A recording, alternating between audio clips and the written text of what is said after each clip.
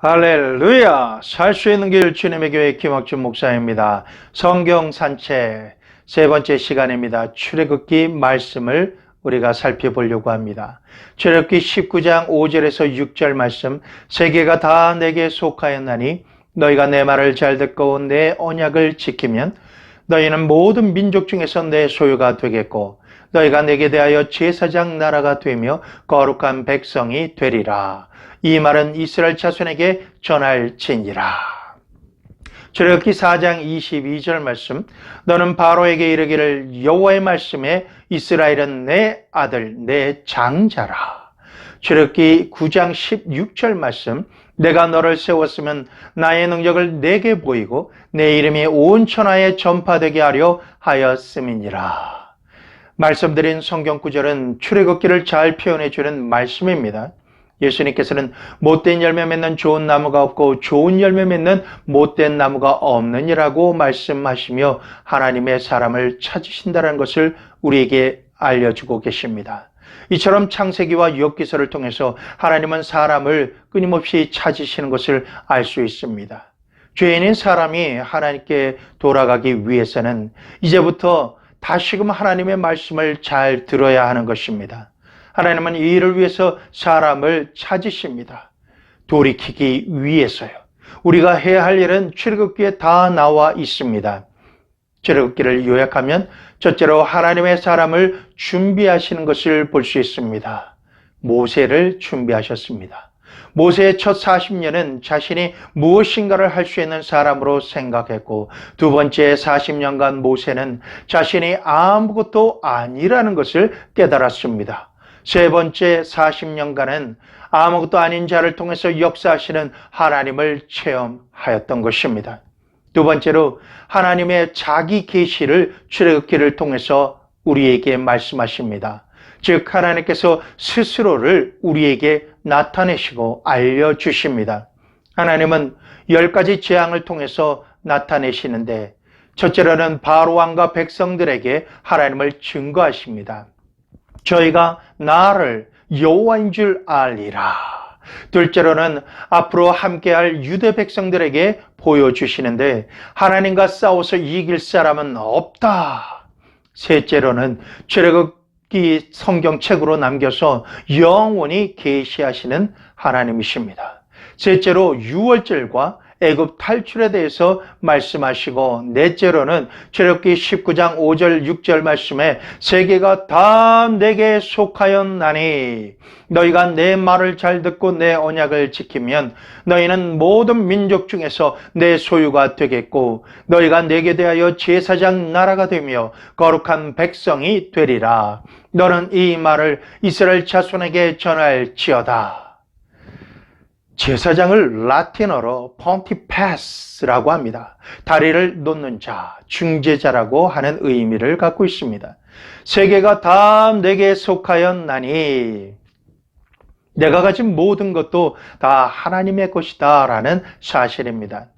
이 땅에 있는 어떤 신도 세계가 다 자신의 것이다라고 말한 신은 없습니다.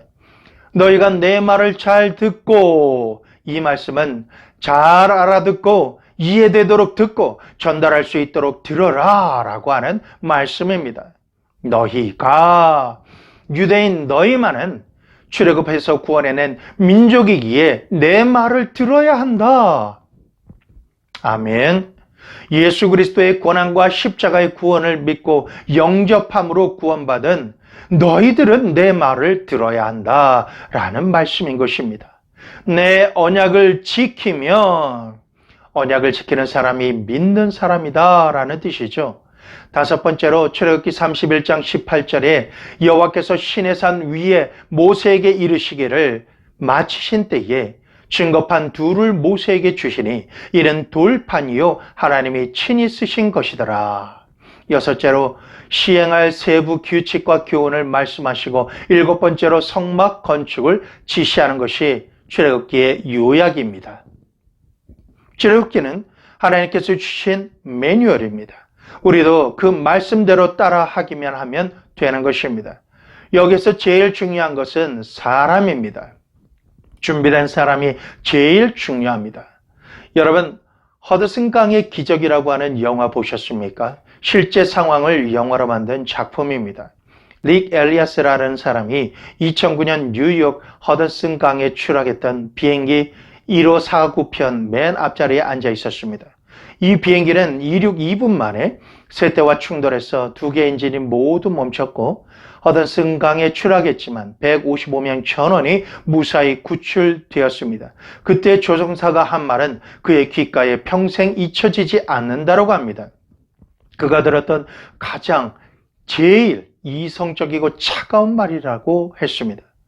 비행기 충격에 대비하십시오 라고 하는 말입니다. 이 말을 마치고 비행기는 엔진을 끄고 고요하게 내려앉았던 것입니다. 때로 우리는 하나님의 말씀을 내 삶의 마지막이라는 심령으로 차갑고 이성적인 비행기 조종사의 말처럼 받아들여야 합니다. 예수님 당시 서기관과 바리새인들은 11조를 잘 드렸습니다. 그러나 그들은 형식적인 행위에 빠져서 드린 것입니다. 예수님께서는 이들을 독사의 자식들이라고 책망하셨습니다. 안식일을 철저히 지키고 11조를 잘 내고 금식 기도를 했지만 예수님의 말씀은 다만 하나님을 사랑하는 것이 너희 속에 없음을 알았노라 라고 하셨습니다.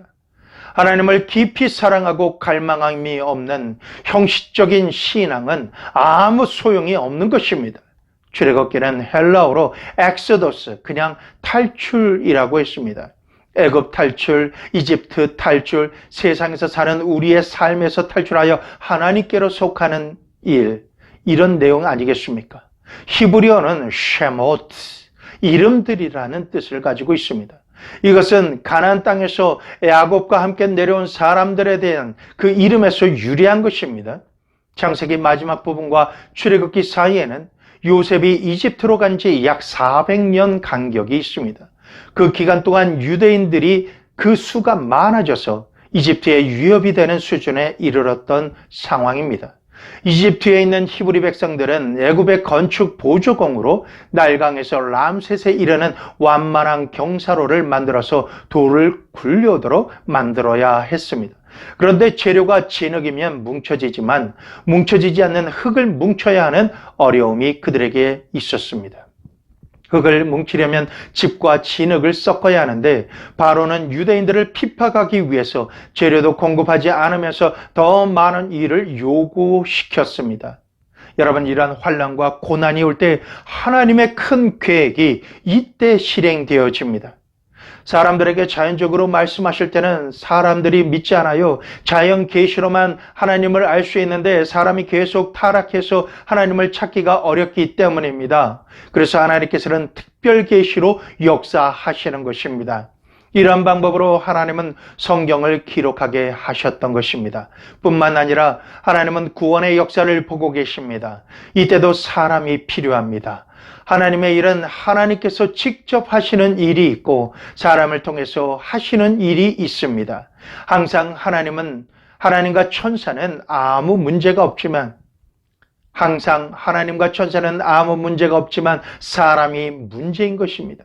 계속해서 이집트의 히브리 노예로만 있어서는 하나님 나라를 이루기 어렵기 때문에 하나님은 하나님의 백성을 출애굽을 시키셨던 것입니다. 이때 하나님께서 눈여겨본 사람이 모세입니다. 하나님은 지금 여러분을 눈여겨보고 계십니다. 하나님께서 찾으시는 여러분은 하나님의 말씀을 믿는 분들이십니다. 하나님의 마음과 같은 분, 하나님의 마음을 시원하게 해드리고자 그 마음에 작정을 하신 분들입니다. 하나님의 능력의 손이 여러분과 오늘 함께 하셔서 오늘이라고 하는 삶을 통해서 하나님의 뜻을 이루시고 영광 받으실 것입니다. 이 메시지를 들으시는 여러분 한 분 한 분을 예수 그리스도의 이름으로 축복합니다. 아멘.